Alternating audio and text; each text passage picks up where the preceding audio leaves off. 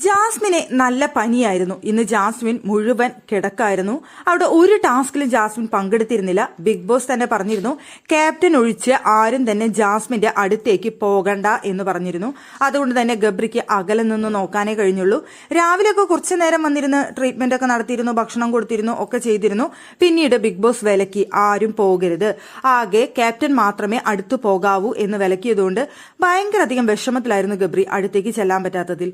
എന്തായാലും രാത്രി പനിയൊക്കെ കുറഞ്ഞതുകൊണ്ട് അവിടെ ജാസ്മിന്റെ അടുത്ത് പോയി സംസാരിക്കുന്നുണ്ട്. പക്ഷെ തൊട്ടടുത്തിരിക്കാനായിട്ട് ബിഗ് ബോസ് സമ്മതിക്കാത്തത് കൊണ്ട് കുറച്ച് അകലെ ഇരുന്നാണ് ഗബ്രി സംസാരിക്കുന്നത്. ഗബ്രി പറയുന്നുണ്ട്, എനിക്ക് നിന്നെ ഒരുപാട് ഇന്ന് മിസ് ചെയ്തു എന്ന് പറയുന്നുണ്ട്.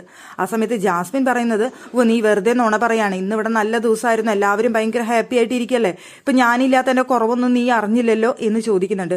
അപ്പൊ ഗബ്രി പറയുന്നത്, ഇന്ന് നല്ലൊരു ദിവസമായിരുന്നു, അക്കാര്യത്തിൽ സംശയമില്ല, നല്ല നല്ല ടാസ്കുകൾ ചെയ്തു, അത്രയും നല്ലൊരു ദിവസമായിരുന്നു ഗെയിമിന്റെ കാര്യത്തിൽ എന്ന് ഗബ്രി പറയുന്നുണ്ട്.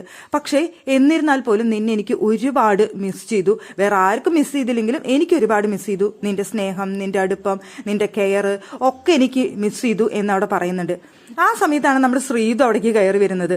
ശ്രീതുവിന്റെ അടുത്ത് ചോദിക്കുന്നുണ്ട് ആ സമയത്ത്, അല്ല എന്നെ മിസ് ചെയ്തോ എന്ന് ഞാൻ ചോദിച്ചതാണ്, ഉവ്വെന്നാണ് പറഞ്ഞത് എന്ന് പറയുന്നുണ്ട് ജാസ്മിൻ.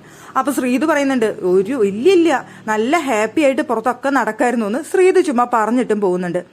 സംഭവം ഗബ്രി പറയുന്നുണ്ട്, ഞാനിവിടെ നിന്നെ മിസ് ചെയ്തു എന്ന് ഒരുപാട് പേരുടെ അടുത്ത് പറഞ്ഞു എന്നൊക്കെ പറഞ്ഞുകൊണ്ട് അവിടെ ഒരു സിനിമയിലെ ഡയലോഗൊക്കെ പറഞ്ഞ് പാട്ടൊക്കെ പാടുന്നുണ്ടായിരുന്നു. എന്തായാലും ഗബ്രിയെ സംബന്ധിച്ചിടത്തോളം ജാസ്മിന് മിസ്സൊക്കെ ചെയ്തിട്ടുണ്ടാവായിരിക്കാം. എന്തായാലും ഇപ്പൊ പനി കുറഞ്ഞു എന്ന് പറഞ്ഞുകൊണ്ട് അവിടെ വന്നിരിപ്പുണ്ട്, പറയുന്നുണ്ട്, ഇനി എനിക്ക് പനി വരുമോ എന്ന് നോക്കാം, നിന്റെ അടുത്തിരുന്ന് കുറച്ചു നേരമെങ്കിലും ഞാൻ നിന്നെ നോക്കിയതല്ലേ, ചിലപ്പോൾ എനിക്ക് പനി വരും എന്ന് പറഞ്ഞ സമയത്ത് ജാസ്മിൻ പറയുന്നുണ്ട്, നിനക്ക് പനി വരാതെ ഞാൻ നോക്കിക്കോളാം എന്ന് പറയുന്നുണ്ട്.